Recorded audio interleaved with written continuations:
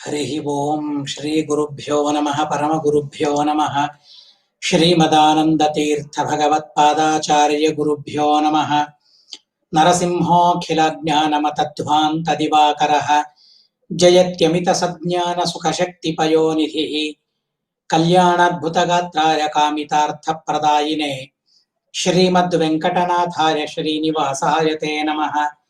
व्यासाय भवनाशाय श्रीशाय गुणराशने हृत्याय शुद्धविद्याय मध्वाय च नमो नमः। नौमिन्याय सुधादिकृर्जर मुनीन् श्रीपादराट्सन्मणीन् व्यासार्यान् विविधागमब्धिविहरान् श्रीवादिराजानपि वन्दे हंसवरान् रघुत्तमगुरून् वैदग्ध्यवारां निधीन् श्री सत्यव्रत राघवेन्द्र मुनिपान् सद्बोधसध्यानपान् सत्याभिज्ञकराब्जोत्थान् पञ्चाशद्वर्षपूजकान् सत्यप्रमोदतीर्थार्यान् नौमिन्याय सुधारतान् बन्धुस्त्वं गुरुरिष्टदैवतमिति त्वत्पादपङ्केरुहम् प्राप्तं मां परिपालयेति सततं याचे निबद्धाञ्जलिः। चित्तं मद्गुणदोषचिन्तनविधौ नूनं मनाङ्मा कृताः श्रीसत्यात्मगुरो त्वदङ्घ्रियुगलं हित्वा न मे सद्गतिः। विद्यापीठविधातारं विद्यावारिधिचन्दिरं विद्यार्थिवत्सलं वन्दे महामहिमसद्गुरुम्। सृष्टिस्थित्यप्ययेहानियतिदृशितमो बन्धमोक्षाश्च यस्मात् अस्य श्रीब्रह्मरुद्रप्रभृतिसुरनरद्वीषशत्रुत्मकस्य विष्णोर्व्यस्ताः समस्ताः सकलगुणनिधिः सर्वदोषव्यपेतः पूर्णानन्दाव्ययोजो गुरुरपि परमश्चिन्तयेतं महान्तम्। जन्माद्यस्य यतोन्वदादितरतश्चार्थेष्वभिज्ञस्वराट् तेने ब्रह्महृदाय आदिकवये मुह्यन्ति यं सूरयः। तेजो वारिमृदां यथा विनिमयो यत्र त्रिसर्गो मृषा धाम्ना स्वेन सदा निरस्तकुहकं सत्यं परं धीमहि। निगमकल्पतरोर्गलितं फलं शुकमुखादमृतद्रवसंयुतं पिबत भागवतं रसमालयं मुहुरहो रसिका भुवि भावुकाः। यं प्रव्रजन्तमनुपेतमपेतकृत्यं द्वैपायनो विरहकातर आजुहाव पुत्रेति तन्मयतरातरवोऽपि नेदुस्तं सर्वभूतहृदयं मुनिमानतोऽस्मि। नारायणं नमस्कृत्य नरं चैव नरोत्तमं देवीं सरस्वतीं व्यासं ततो ग्रन्थमुदीरये। स्वस्त्यस्तु सतामखिलसन्मङ्गलानि सन्तु श्लोकैकश्रवणपठनमात्रेण कथा वक्तुश्च श्रोतॄणां निखिलकलिकृतकल्मषापनोदनपटुतरे धर्माद्यखिलपुरुषार्थसाधनीभूते श्रीमद्भागवते अद्य कथा प्रारंभे सति यत्किंचित् पूर्वकथा प्रमेयानुवादः। हरिः ओं हरिः ओं हरिः ओं। పృథుమహారాజు ప్రజారంజకంగా రాజ్యాన్ని పరిపాలించి తను వృద్ధుడైన తరువాత సమస్త సామ్రాజ్యాన్ని తన కొడుకైన విజితాశ్వునికి సమర్పించి రాజ్యాన్ని ఎలా పరిపాలించాలి, ధర్మాన్ని ఎలా చేపట్టాలి అనే విషయాన్ని ఉపదేశించి తను వానప్రస్థానికని వెళ్ళి అచ్చడ తనువును త్యజించి పరలోకానికి వెళ్ళాడు. అలాగే తన భార్య అయిన అర్చిదేవి కూడా, పేరే అర్చి అంటే కాంతి, జ్యోతి, ప్రకాశం అని అర్థం. అలాంటి ప్రకాశవంతమైన లోకాలకు తను కూడా వెళ్ళిపోయింది. ఆ తరువాత విజితాశ్వుడు, తన పేరేంటో మనం తెలుసుకున్నాం. 100వ యజ్ఞం చేసే సందర్భంలో ఏ అశ్వాన్ని ఇంద్రుడు తీసుకొని వెళ్ళాడో ఆ అశ్వాన్ని మళ్ళీ తిరిగి తీసుకొచ్చాడు కనుక తనకు విజితాశ్వ అనే నామాన్ని, ఆ పేరును ఋషులందరూ కూడా పెట్టారు. అలాంటి విజితాశ్వుడు రాజ్యాన్ని పరిపాలిస్తూ ఉన్నాడు. పృథువుని కొడుకు పృథుశ్రవాహ. భాగవతం చూడండి ఎంత చక్కగా చెబుతుందో. పృథువుని పుత్రుడు పృథుశ్రవాహ. పృథువుని కొడుకుగా పేరు సంపాదించుకోవడం కాదు. ఓ కవి చాలా చక్కగా చెబుతాడు. కొందరు తండ్రి నుండి పేరు సంపాదించుకుంటారట, కొందరు కొడుకు నుండి పేరు సంపాదించుకుంటారట, కొందరు భార్య నుండి పేరు సంపాదించుకునేవారు కొందరు మామ నుండి పేరును సంపాదించుకునేవారు కొందరు. కానీ తను చేసిన పనులతో ఎవరైతే శాశ్వతమైన పేరును సంపాదించుకుంటాడో తనే నిజమైన వ్యక్తి, తనే అత్యంత సమర్థుడు అనే విషయాన్ని ఓ కవి చాలా చక్కగా చెబుతాడు. ఉత్తమ ఆత్మనాఖ్యాతా పితృఖ్యాతాశ్చ మధ్యమాః అధమా మాతులాత్ ఖ్యాతాః స్వశురార్చ అధమాధమాః. చెప్పడం మాత్రమే కాదు, ఎవరి వల్ల తను ఖ్యాతిని గడించాడు అని చెబుతూ, ఎవరి వల్ల ఖ్యాతిని గడిస్తే తన తారతమ్యం ఎలా ఉంటుంది, తన యోగ్యత ఎలా ఉంటుంది అనే దాన్ని చాలా చక్కగా చెప్పాడు. ఉత్తమ ఆత్మనోఖ్యాత, తన నుండే తన ద్వారా తను చేసిన పనులతో చేసే పనులతో ఎవరైతే ఖ్యాతిని గడించగలరో వారు ఉత్తములు. ఉత్తమ ఆత్మనోఖ్యాత. పితృఖ్యాతాశ్చ మధ్యమాః, తండ్రి వల్ల ఎవరు ఖ్యాతిని గడించారో వారు మధ్యములు. మాతుల, మాతుల అంటే మేనమామ, ఆ మేనమామతో ఎవరు పేరును గడిస్తారో వారు అధములట. స్వశురాచ్చ, పిల్లనిచ్చిన మామ ద్వారా ఎవరు పేరును సంపాదించుకుంటారో వారు అధమాధములని తేల్చి చెప్పేస్తాడు కవి. అలా తండ్రి ద్వారా కీర్తిని గడించాడు, మధ్యముడయ్యాడు. కానీ పృథుశ్రవాహ స్వయం కూడా ఎన్నో పనులను చేపట్టి, ప్రజారంజకములైన పనులను చేపట్టి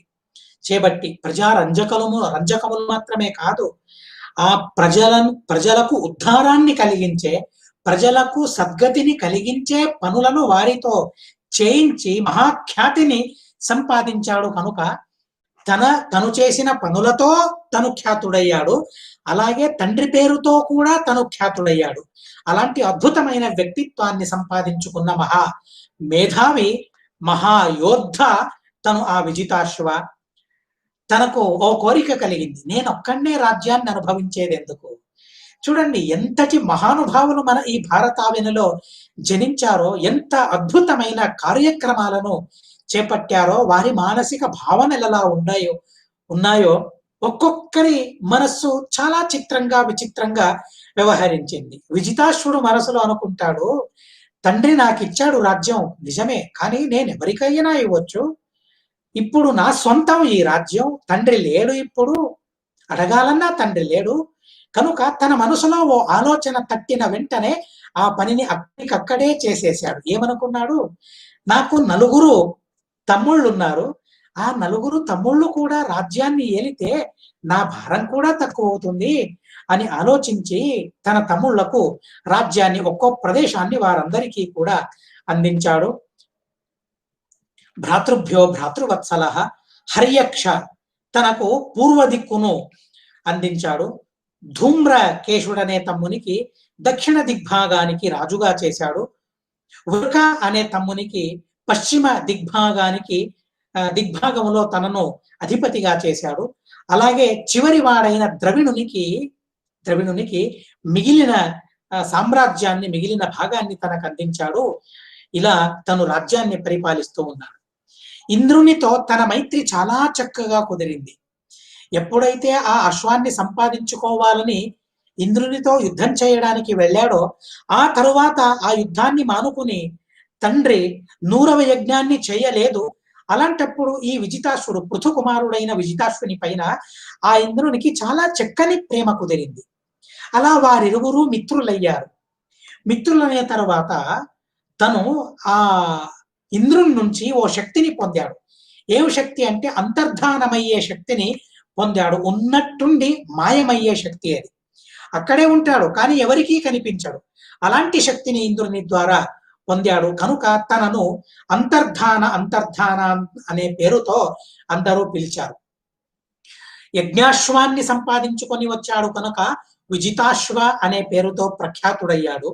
ఇంద్రుని ద్వారా అంతర్ధాన శక్తిని సంపాదించుకున్నాడు కనుక అంతర్ధాన అనే పేరుతో ఆ తరువాత ప్రసిద్ధుడయ్యాడు. ఆ అంతర్ధానుడు శిఖండిని అనే పేరు గల తన భార్యలో పావక, పవమాన, మరి శుచి వీరికి జన్మనిచ్చాడు. ఎవరు వీరు అంటే స్వయం పూర్వజన్మలో వీరు అగ్ని, 3 విధములైన అగ్ని వీరు. ఆ అగ్ని దేవతలు ఎందుకని భూలోకంలో జనించారు అంటే వశిష్ఠుల శాపం. ఆ వశిష్ఠుల శాపానికి అనుగుణంగా మళ్ళీ ఈ విజితాశ్వునికి అంటే అంతర్ధానునికి శిఖండిని అనే భార్యలో జనించారు వాళ్ళు. జనించి వాళ్ళు కూడా రాజ్యాన్ని పరిపాలించి వారు కూడా తమ తమ గతిని వాళ్ళు పొందారు. ఆ తరువాత అదే అంతర్ధానుడు నభస్వతి అనే మరో భార్యలో, పేర్లు చూడండి, కొన్ని కొన్ని పేర్లు చాలా బాగున్నాయి. నభస్వతి అనే పేరు చాలా మంచి పేరు. నభస్వతి అనే తన భార్యలో హవిర్ధాన అనే కుమారుణ్ణి తను కన్నాడు. ఏ ఇంద్రం అశ్వహర్తారం విద్వానపి జగ్నివాన్. తను మరో అశ్వమేధాన్ని చేపట్టాడు అంతర్ధానుడు. ఆ సందర్భంలో ఆ అశ్వాన్ని మళ్ళీ ఇంద్రుడు దొంగిలించాడు, అపహరించాడు. ఇంద్రుడు అపహరించాడని తెలుసుకున్నా కూడా తను ఆ వైపు చూడనే లేదు అసలు. అపహరించాడు, సరే నేను కూడా అశ్వమేధ యాగం చేయని అక్కడికక్కడే అశ్వమేధ యాగాన్ని ముగించేసి తను దీర్ఘసత్రం పేరుతో తను సన్యాసిగా మారిపోయాడు. సన్యాసిగా మారి యతి ధర్మాన్ని స్వీకరించి భగవంతుణ్ణి సంతోషపరిచి తన లోకాలను తను సంపాదించుకున్నాడు. ఆ తరువాత హవిర్ధానుడు హవిర్ధాని అనే తన భార్యలో 6 పుత్రులను కంటుంది. బర్హిష్మాన్, గయ, శుక్ల, కృష్ణ, సత్య, జితవ్రత అనే 6 కుమారులు తనకు కలుగుతారు. అందులో బర్హిష్మ అనేవాడు ఎవరైతే ఉన్నారో తను మహాభాగ్యవంతుడు, ప్రజలకు పతి అయినవాడు, క్రియాకాండంలో ఆరితేరినవాడు, యోగాన్ని కూడా అద్భుతంగా సంపాదించుకున్నవాడు. అలాంటి ఆ హవిర్ధాన బర్హిష్మాన్ అనే ఆ రాజు అనేక యజ్ఞాలను చేపట్టాడట. ఒక యజ్ఞం ముగిసిన తరువాత మరో యజ్ఞాన్ని క్షణంలోనే ప్రారంభించేవాడట. యజ్ఞాన్ని ప్రారంభించేటప్పుడు పూర్వానికి అభిముఖమయ్యేట్లుగా, పూర్వానికి అగ్రభాగాలున్నట్లుగా దర్భాలను పరుచుకొని ఆ దర్భాలపైన కూర్చొని తను యజ్ఞాన్ని చేయాలి. ప్రాచీనాగ్రైహి కుశైరాసీత ద్వ్యంగులోచ్చేన చోచ్ఛ్రితం. ఎంత విచిత్రం భాగవతం చెబుతుంది. ఓ యాగం ముగిసిన తరువాత పక్కలోనే మరో యాగాన్ని ప్రారంభించాడు. ఇలా ప్రాచీన అంటే పూర్వ దిక్కుకు దర్భాలను పరచడం, అంటే పూర్వ దిక్కుకు అగ్రభాగం ఉండేలా దర్భాలను పరచడం, ఆ తరువాత యజ్ఞాన్ని చేయడం, ఆ యజ్ఞమైన తరువాత ఆ పక్కలోనే మరో ఆసనాన్ని సిద్ధపరుచుకొని, ప్రాచీనగ్రమైన దర్భాసనాన్ని సిద్ధపరచుకొని మరో యాగాన్ని చేయడం. ఇలా యాగం చేస్తూ చేస్తూ భూమి ఎలా మారిందంటే ఎటు చూసినా ప్రాచీనాగ్రమైన దర్భాలే కనబడుతూ ఉన్నాయట. అంతగా యజ్ఞయాగాదులను తను చేశాడు. మరో పాఠం ఉంది ఇక్కడ, భాగవతం చెబుతుంది. తను ఇలా ప్రాచీనగ్రమైన దర్భాలను పరుచుకుంటూ యాగాలను చేస్తూ ఉన్నాడు. అలాంటప్పుడు 2 అంగుళం ఎత్తుగా భూమి అంతా మారిపోయిందట. ఎందుకు? దర్భాలను పరిచాడు. 2 అంగుళం అధికంగా దర్భాలను పరిచాడు. భూమి 2 అంగుళం ఎత్తుగా మారిపోయింది. అంతగా యజ్ఞయాగాదులను చేశాడట. చూడండి ఎంత మహానుభావుడో, మన భారతావనిలో జనించిన మహానుభావుడు కనుక తనను బర్హిష్మాన్ అని పిలవాలి. అయినా ప్రాచీన బర్హి అనే పేరుతో తను ప్రఖ్యాతుడయ్యాడు. అలాంటి మహానుభావుడు. అలాంటి ప్రాచీన బర్హుడు సాముద్రీం దేవదేవోత్తాం ఉపయేమే శతధృతి. సముద్ర కుమార్తె అయిన, అంటే సముద్రాభిమాని అయిన దేవత, ఆ దేవత కుమార్తె అయిన శతధృతిని తను వివాహం చేసుకున్నాడు. వివాహం చేసుకుని ఆ ప్రాచీన బర్హి ద్వారా శతధృతిలో 10 కుమారులు జనించారు. అందరికీ ఒకటే నామం, చూడ్డానికి కూడా ఒక్కలాగే ఉన్నారట. తుల్య నామో వ్రతాహ. చేసే పనులు కూడా అలాంటివే. ఒకరు ఏ పని చేస్తూ ఉన్నారో మరొకరు కూడా ఆ పనినే చేస్తూ ఉంటారట. అదెలా వారికి తెలిసేదో ఎవరికీ అర్థం కాదు. 10 కూడా ఒకే పనిని చేస్తూ ఉంటారట ఎప్పుడు. చూడండి ఎలాంటి విచిత్రమైన అన్యోన్యత ఉంటే తప్ప ఇలాంటి భావన 10కి రావాలంటే, ఒక్కరికి కాదు 10 కూడా ఇలాంటి భావనే రావాలంటే, ఎల్లప్పుడూ ఒకే పనిని చేస్తూ వాళ్ళు ఉండాలంటే వారి మనసులోని ఐక్యత ఎలా ఉండేదో మనం అర్థం చేసుకోవచ్చు. తుల్య నామం వ్రతధరాహ. అందరికీ ఒకే పేరు. ఏంటి ఆ పేరు అంటే భాగవతం చాలా అద్భుతంగా మనకు చెబుతుంది. పిత్రాదిష్ట ప్రాచీన బర్హిష పుత్రాహ వేదస్నాతాహ. వారి పేరు ప్రచేతస్ అని వారి పేరు. అందరికీ ఒకే పేరు, ప్రచేతసహ అని వారికి పేరు, ఒకే పేరు. తుల్య నామో వ్రతధరాహ. చేసే పని కూడా ఒకటే, పేరు కూడా ఒకటే. అలాంటి వారు విద్వాంసులయ్యారు. వేద స్నాతులయ్యారు, వేద స్నానాన్ని చేశారు, అంటే విద్వత్తును సంపాదించుకున్నారు. ఆ తరువాత తండ్రి అయిన ప్రాచీన బర్హి వారికి ఆదేశించాడు, ఏం చేయాలంటే ప్రజోత్పత్తిని చేయాలి అని. ప్రజాసర్గమందు వారికి ఆదేశాన్ని ఇచ్చిన తరువాత సరే అని తపస్సు చేయడానికి వెళుతూ ఉన్నారు. తపసే అర్ణవమావిషన్, తపస్సు చేయడానికి ఏం చేశారు చూడండి, ఎంత విచిత్రమైనదో. పిల్లలను పొందటం అంటే, ప్రజాసర్గం చేయడం అంటే, పిల్లలను పుట్టించడం అంటే, అందులోనూ ధార్మికమైన సంతానాన్ని సంపాదించుకోవడం అంటే అదెంత అసాధ్యమో, ఎంత దుస్సాధ్యమో, ఎంత కష్టమైన పనో భాగవతం మనకు చెబుతుంది. నెలకు 10 లక్షలు గడించడం సులభం, కానీ నెలకు 10 లక్షలు గడించడం, కోట్లు గడించడం చాలా సులభం. కానీ సమాజానికి ఉపకారాన్ని చేసే ఒక్క సంతానాన్ని కనడం ఎంత కష్టమో ఆలోచిస్తే మనకు అర్థమవుతుంది. వానికి అలాంటి సంస్కారాన్ని ఇచ్చి పెంచడం ఎంత కష్టమో అది తల్లిదండ్రులకు తెలుసు. అలాంటి కొడుకు పుట్టాలన్నా, కొడుకు ధార్మికంగా ఉండాలన్నా, ధార్మికంగా మాత్రమే కాదు పరోపకారి అయి తను ఉండాలన్నా, అంత మాత్రమే కాదు పరపీడా పరాయణుడై తను ఉండకూడదు. ఇలా ఎన్నో ఆశలు ఉండాలి మనకు. అలాంటి కుమారులను, అలాంటి సంతానాన్ని, అలాంటి ప్రజలను పొందాలంటే అసాధ్యమైన విషయం అది. నేను ఇప్పుడే చెప్పాను, కోట్లు క్షణంలో గడించవచ్చు, కానీ సమాజానికి ఉపకారం చేసే ఒక్క సంతానాన్ని సమాజానికి ఇవ్వడం ఎంత ఆరాటం అప్పట్లో వారిలో అనేది మేము అర్థం చేసుకోవాలి. అలాంటి పిల్లల్ని మనం కనాలంటే పుణ్యాన్ని సంపాదించుకోవాలి. మొట్టమొదట పుణ్యం లేనిదే మంచి వాళ్ళు ఎలా పుట్టగలరు? పుణ్యం లేనిదే మంచిని అనుభవించలేము. కనుక పుణ్యాన్ని సంపాదించాలని అనుకున్నారు ఆ 10 కూడా. ఎక్కడికి వెళ్ళాలి, ఎక్కడికి వెళ్ళి తపస్సును చేయాలి ఆలోచిస్తూ వారు అనుకున్నారు, మేము సముద్రంలో మునిగి తపస్సు చేయాలని అందరూ ఆలోచించారు.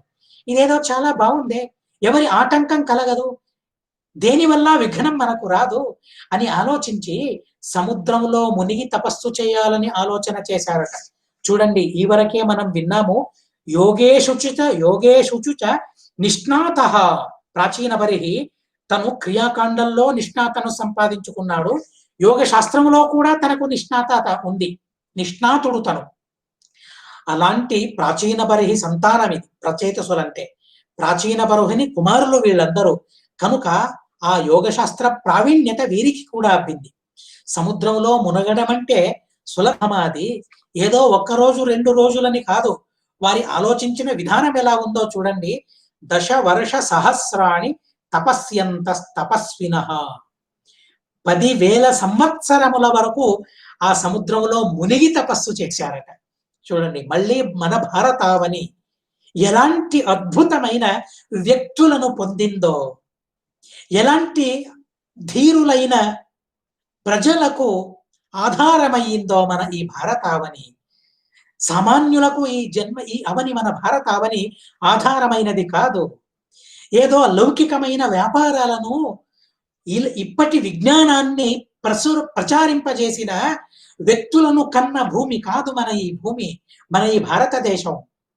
ఎలాంటి ధీరులైన వ్యక్తులకు ఆధారమైనదో మన ఈ భూమి ఆలోచించాలి. 10,000 సంవత్సరముల 10 సంవత్సరములు కాదు, 10,000 సంవత్సరముల వరకు సముద్రంలో మునిగి తపస్సు చేయాలనే ఆలోచన మాత్రమే కాదు, అలా 10,000 సంవత్సరముల వరకు సముద్రంలో మునిగి తపస్సు చేశారట. తపస్సు చేయాలని వెళుతూ ఉన్నారు. యదుక్తం పథి దృష్టేన గిరిశేన ప్రసీదత తధ్యాయంతో జపంతశ్చ పూజయంతశ్చ సమ్మతాః. అలా 10,000 సంవత్సరముల వరకు సముద్రంలో మునిగి తపస్సు చేయాలని ఆలోచించి వెళుతూ ఉన్నారు ప్రచేతసులు. చూడండి, ఎలాంటి అద్భుతమైన అవకాశం వారికి కలిగిందో భాగవతం చెబుతోంది. వాళ్ళకి ఎవరు ఎదురయ్యారు? రుద్రదేవుల వాళ్ళు ఎదురయ్యారట. 1 కల్పం వరకు సముద్రంలో మునిగి తపస్సు చేసిన మహానుభావుల వారు రుద్రదేవుల వారు.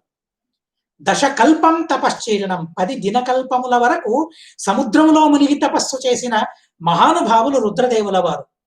అలాంటి అద్భుతమైన సామర్థ్యం కలవారు రుద్రదేవుల వారు. అంటే బ్రహ్మదేవుని యొక్క 10 దినములు అలాంటి కాల విస్తారమైన కాలంలో సముద్రంలో మునిగి తపస్సు చేసిన మహానుభావులు రుద్రదేవులు. వీళ్ళు అనుకున్నారు సముద్రంలో మునిగి 10,000 సంవత్సరముల వరకు తపస్సు చేయాలని. అలాంటి వారికి ఇంతకన్నా అద్భుతంగా తపస్సు చేసిన, సముద్రంలో మునిగి తపస్సు చేసిన రుద్రదేవుల వారి ఆగమనం, వారు ఎదురుగా రావడం శుభశకునంగా భావించారట. సరే, మా తపస్సు అయిపోయింది, మా తపస్సుకు ఏ విధమైన ఆతంకం అసలు కలగదు, ఇదో శుభశకునం మాకు. రుద్రదేవుల వారు తపస్సు చేసేవారు, నిరంతరం తపస్సు చేసేవారు. తపస్సు చేయాలనే భావనతో మేము వెళుతూ ఉన్నాం. తపస్వి అయిన రుద్రదేవుల వారు ఎదురయ్యారు, ఇదో శుభశకునం. సముద్రంలో మునిగి తపస్సు చేయాలని మేము వెళుతూ ఉన్నాం.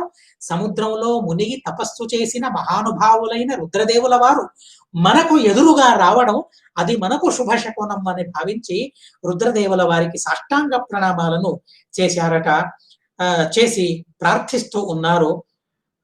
పూజయంతశ్చ సంయతాః ప్రచేతసాం గిరిత్రేణ యథాసీత్ పథి సంగమః యథాప్యాహ హరః ప్రీతః తన్నో బ్రహ్మన్ వదార్థవత్ సంగమః ఖలు విప్రర్షే శివేన హి శరీరిణాం దుర్లభో దుర్లభా మునయో దధ్యుః అసంగాః సదభీప్సతాం ఆత్మా రామోపి యస్త్వస్య లోకకల్పస్య రాధసే శక్త్యా యుక్త్యో విచరతి తీవ్రయా భగవాన్ భవః.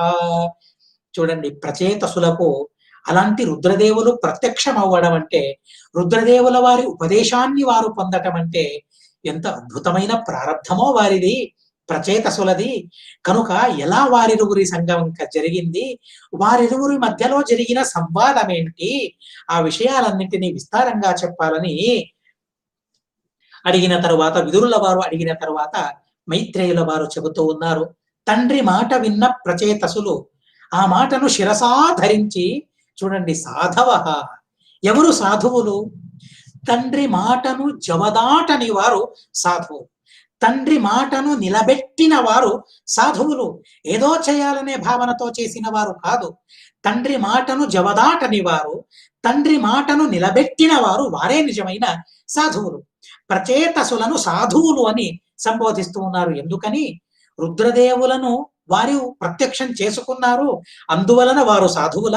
ఆ సాధుత్వం ముందు జరిగింది, కానీ అంతకన్నా ముందు భాగవతం చెబుతూ ఉంది, ఎప్పుడు తండ్రి మాటను జవదాటకుండా శిరపూర్వకంగా దాన్ని ధరించారో, మనఃపూర్వకంగా దాన్ని ధరించారో, తండ్రి మాటను జవదాటకూడదు, తండ్రి మాటను పరిపాలించాలి అని వాళ్ళు మనసులో అనుకున్నారో, అందువలన వాళ్ళు సాధువులు అనే విధంగా భాగవతం మనకు చెబుతుంది. పశ్చిమ దిక్కుకు వెళ్ళడం ప్రారంభించారు. ఆ తరువాత సముద్రం దగ్గరికి వెళ్ళి సముద్రాన్ని చూస్తూ ఉన్నారు. సముద్రం ఉపవిస్తీర్ణం అపశ్యంస్తే మహస్తర మహన్మన ఇవ స్వచ్ఛం ప్రసన్న సలిలాశయం. చూడండి, భాగవతం ఎంత అద్భుతంగా చెబుతూ ఉందంటే, ఆ మహత్ సరోవరాన్ని చూశారట. ఎలా ఉంది సరోవరం అంటే, మహాత్ముల మనస్సుల ఆ సరోవరం అతి స్వచ్ఛంగా ఉంది. అలాంటి సరోవరంలో వారు మునిగి స్నానం చేసి విచిత్రమైన సాధనను అక్కడ చేశారు. అటు నుంచి మళ్ళీ ముందుకు వెళుతూ ఉన్నారు. అలాంటి ధర్మజ్ఞులైన, శీల సంపన్నులైన ఆ మహానుభావులను చూసిన రుద్రదేవుల వారు చెబుతూ ఉన్నారు, యూయం బర్హిషిర పుత్రాః విదితం వశ్చకీర్షితం. మీరు ప్రాచీన బర్హి యొక్క పుత్రులు కదా, మీరు బర్హిషదుని పుత్రులు కదా, మీరు ఎందుకని వెళుతూ ఉన్నారో, ఏం చేయాలని మీరు అనుకున్నారో నాకు తెలుసు అన్నారు రుద్రదేవుల వారు.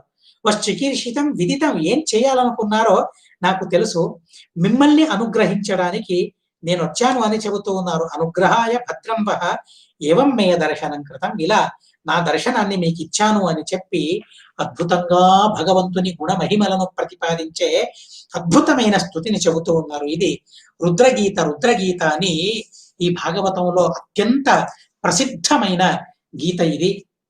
భాగవతం దీన్ని యోగాదేశ స్తుతి అని భాగవతం సంబోధించింది. ఇలాంటి అద్భుతమైన యోగస్తుతి రుద్ర గీత, యోగాదేశ స్తుతి మరియు రుద్రగీత అని దేన్ని పిలుస్తామో అలాంటి అద్భుతమైన రుద్రగీతను, అంటే భగవంతుని అద్భుతమైన ఆ మహిమను తెలిపే గీత ఇది. రుద్రగీత అంటే రుద్రుని మహిమను పొగిడే గీత అని కాదు. రుద్రగీత అంటే రుద్రదేవుల వారు భగవంతుని మహిమను ఈ రుద్రగీతలో పొగిడారు కనుక చాలా అద్భుతమైన గీత ఇది. చాలా అద్భుతమైన స్తోత్రం ఇది. ఈ స్తోత్రాన్ని ప్రతిరోజు ప్రాతకాలం పఠించాలి. వారికి తీరని కోరికలన్నీ ఇట్టే పోతాయని ఈ స్తోత్రం యొక్క చివరి భాగాన చెబుతారు. మైత్రేయుల వారు చెబుతూ ఉన్నారు, ఇత్యనుక్రోశ హృదయ భగవానాహ తాన్ శివ బద్ధాంజలీన్ రాజపుత్రాన్ నారాయణ పరోవచ. భాగవతం చూడండి, రుద్రదేవుల యొక్క ఘనత ఎలాంటిదో చెబుతూ ఉన్నారు. ప్రచేతసులు ఎదురైనప్పుడు వారికి ఉపదేశించాలి. ఏమని ఉపదేశించాలి? దేన్ని ఉపదేశించాలి? మొట్టమొదట భగవంతుని గురించి ఉపదేశించాలి. తపస్సు చేయాలంటే భగవంతుని గురించి తపస్సు చేయాలి. అసలు ఎవరి గురించి తపస్సు చేయాలి? తపస్సు చేసిన వారికి తెలుసు ఎవరి గురించి తపస్సు చేయాలి అనేది. నిజంగా తపస్సు చేసిన వారు రుద్రదేవుల వారు కనుక తపస్వి అయిన ఆ రుద్రదేవుల వారు ప్రాచేతసులకు చెబుతూ ఉన్నారు. తపస్సు చేయడానికి వెళుతూ ఉన్న ప్రాచేతసులకు చెబుతూ ఉన్నారు. ఎలా? నారాయణ పరహ, తను కూడా నారాయణ పరుడై ఉపదేశాన్ని చాలా చక్కగా ప్రారంభిస్తూ ఉన్నారు. ఇక్కడ చూడండి, ఇక్కడ రాజపుత్రాన్ శివ తాన్ శివ, రుద్ర మొదలైన పదములను ప్రయోగించకుండా శివ అనే పదాన్ని ప్రయోగించడం ద్వారా ఈ సందర్భంలో ఎంత ఉచితమైన ప్రయోగమో మనం తెలుసుకోవాలి. ఓ మంగళ కార్యాన్ని సాధించడానికి, ఓ శుభకార్యాన్ని సాధించడానికి ప్రాచేతసులు వెళుతూ ఉన్నారు. తపస్సు చేయాలి, తద్వారా తండ్రి మాటను నిలబెట్టాలి, తండ్రి మాటను పరిపాలించాలనే ఉద్దేశంతో వాళ్ళు వెళుతూ ఉన్నారు. అది మంగళమయమైన కార్యమది, శుభకార్యమది. అలాంటి శుభకార్యానికి వెళుతూ ఉన్నప్పుడు రుద్ర అనే పదప్రయోగం ఎందుకో కొంచెం మనసును అతలాకుతలం చేస్తుంది. కానీ ఈ సందర్భంలో ఎంత అద్భుతమైన ప్రయోగమో శివ అనే పదాన్ని భాగవతం ప్రయోగిస్తుంది, మైత్రేయుల వారు ప్రయోగిస్తూ ఉన్నారు. అంటే మీకు కళ్యాణం జరిగి తీరుతుంది అనే విషయాన్ని ఆ ప్రయోగం ద్వారా, పద ప్రయోగం ద్వారానే భాగవతం చెబుతోంది. తపస్సు చేయడానికి వెళ్ళారు, ఏం జరిగింది వారి పని అంటే ఇలాంటి సంబోధనల ద్వారా వారిని ఆశీర్వదించడం భాగవతంలో చాలా చక్కగా జరుగుతూ ఉంది. శివ అనే పేరును ఇక్కడ ప్రయోగిస్తూ ఉన్నారు. ఎదురుగా ఉన్న వాళ్ళెవరు? సామాన్యులైన వారు కాదు, ప్రచేతసుని పుత్రులు. ప్రచేతసుడు సామాన్యుడు కాదు, తను రాజు. అలాంటి రాజపుత్రులైన వారికి చాలా చక్కగా ఉపదేశిస్తూ ఉన్నారు రుద్రదేవుల వారు. జితంబ ఆత్మవిధుర్యా స్వస్తయే స్వస్తిరస్తున భవతాం రాధసేరాధ్యం సర్వస్మా ఆత్మనే నమః. చాలా అద్భుతంగా భాగవతం చెబుతుంది. ప్రచేతుసలను సంబోధించి చెబుతూ ఉన్నారు. భగవంతుణ్ణి తెలుసుకోవాలి, భగవంతుణ్ణి తెలుసుకున్న వారు ఉత్తములు, కానీ భగవంతుణ్ణి తెలుసుకున్న వారిలో కూడా మీరు ఉత్తములైనారు అని ప్రాచేతుసల వారికి రుద్రదేవుల వారి ప్రశంస. ఎంత ఆనందం వారికి కలుగుతుందో! రుద్రదేవుల వారి స్తుతి ఎంతటి ఉత్సాహాన్ని వారిలో ఇస్తుందో చూడండి. ఉత్సాహాన్ని నింపింది వారిలో. మీరు భగవంతుణ్ణి తెలుసుకున్న వారిలో ఉత్తములైనారు. అలాంటి ఉత్తమత్వం ఎవరిలో ఉందో వాళ్ళు తపస్సు చేయాలి. అలాంటప్పుడే ఆ తపస్సు సంపన్నమవుతుంది అనే విషయాన్ని చెప్పడానికి భాగవతం చెబుతుంది. ఆత్మవిధుర్యులు మీరు, కనుక మీకు మంగళం జరగాలి అనే విషయాన్ని చెబుతూ ఉన్నారు. సర్వస్మై ఆత్మనే నమః. ఆ భగవంతుడు అంతటా నిండి ఉన్నాడు, స్వామి అయినాడు, అందరికీ స్వామి అయినాడు. అలాంటి భగవంతునికి నమస్కారం అని భగవంతుని నమస్కరిస్తూ చాలా అద్భుతమైన స్తుతిని వారికి ఉపదేశించారు. ఉపదేశించిన తరువాత చెబుతారు, విందతే పురుషోయుష్మాత్ యయిదం శ్రద్ధయాయుక్త మద్గీతం భగవత్స్తవం అధీయానో దురారాధ్యం హరిమారాధయత్యసౌ. ఎవరు? ఈ దురారాధ్యుడై భగవంతుడు దురారాధ్యుడు. భగవంతుని ఆరాధన చేయడం ఎవరికి సులభం కాదు.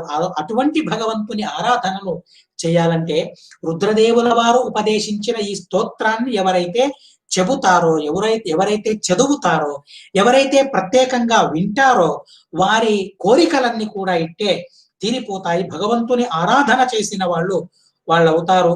మద్గీతం విందతే పురుషోయుష్మా యద్యదిచ్చతి సద్వరం మద్గీత గీతాత సుప్రీతాత శ్రేయసాం ఏకవల్లభ. ఎప్పుడు దీన్ని చదవాలి, ఎప్పుడు దీన్ని పారాయణం చేయాలంటే కల్య ఉత్థాయ, కల్య ఉత్థాయ. కళ్యాణం కళ్యాణం అని మనం అంటూ ఉంటాం, ఈ పదంతోనే సిద్ధమైనది. కల్య అంటే ప్రాతకాలం అని అర్థం. ప్రాతకాలములో మనం నిదుర లేచిన తరువాత ఈ స్తోత్రాన్ని మనం జపించాలి. చేసిన తరువాత ఏ ఏ పనులను చేయాలో ఆ పనులనన్నీ చేసిన తరువాత ఈ స్తోత్రాన్ని మనం పారాయణం చేయాలి, పఠించాలి. మంగళమయమైన ప్రసంగంలో ఈ స్తోత్రాన్ని మనం పారాయణం చేయాలి. ఎలా? శ్రద్ధయాన్విత, ఎవరు వింటారో, ఎవరు వినిపిస్తారో అలాంటి మనుషులు కర్మబంధనంతో నిర్ముక్తులై వారి ముక్తిని సంపాదించుకుంటారు అని చెప్పి రుద్రదేవుల వారంటారు, గీతం మరేదం నరదేవనందనాః పరస్య పుంసః పరమాత్మనస్తవం జపంత ఏకాగ్రధియస్తపో మహత్ చరధ్వమంతే తత ఆప్స్యతే స్థితం.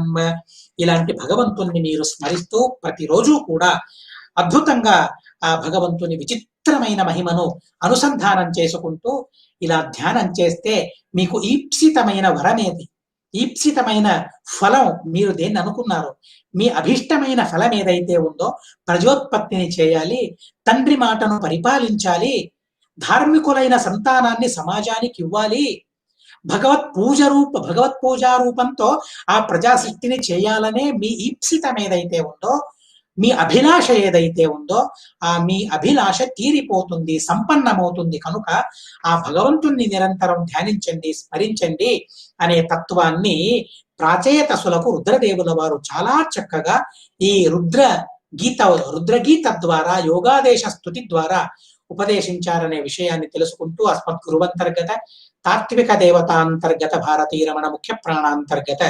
శ్రీకృష్ణార్పణమస్తు. అక్షరం కర్మ రస్మిన్ పరే స్వర్పితం ప్రక్షరం యాంతి దుఃఖాని యన్నామతః అక్షరోయో అజర సర్వదేవామృతః కుక్షిగం యస్య విశ్వం సదా అజాదికం ప్రణరామో వాసుదేవం దేవతా మండలా ఖండ మండనం. హరి ఓం, హరి ఓం, హరి ఓం.